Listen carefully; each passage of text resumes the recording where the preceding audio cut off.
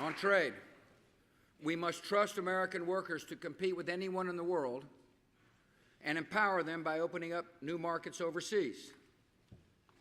Today, our economic growth increasingly depends on our ability to sell American goods and crops and services all over the world.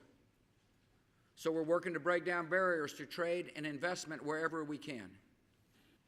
If we fail to pass this agreement, we will embolden the purveyors of false populism in our hemisphere. So we must come together, pass this agreement, and show our neighbors in the region that democracy leads to a better life. Illegal immigration is complicated, but it can be resolved, and it must be resolved in a way that upholds both our laws and our highest ideals. These horrific images serve as a grim reminder. The advance of liberty is opposed by terrorists and extremists, evil men who despise freedom, despise America, and aim to subject millions to their violent rule.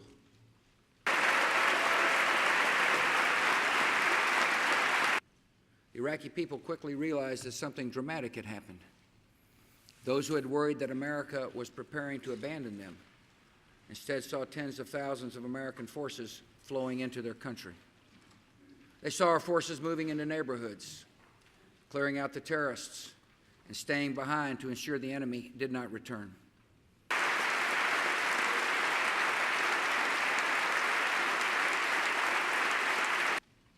Ladies and gentlemen, some may deny the surge is working, but among the terrorists, there is no doubt. Al-Qaeda is on the run in Iraq, and this enemy will be defeated.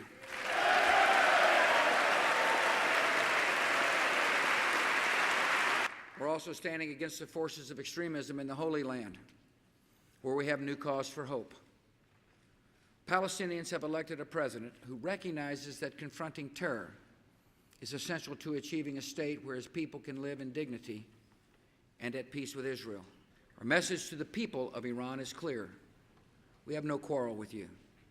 We respect your traditions and your history. We look forward to the day when you have your freedom. Our message to the leaders of Iran is also clear. Verifiably suspend your nuclear enrichment so negotiations can begin. And to rejoin the community of nations, come clean about your nuclear intentions and past actions. Stop your oppression at home. Cease your support for terror abroad. But above all, know this: America will confront those who threaten our troops, we will stand by our allies, and we will defend our vital interests in the Persian Gulf.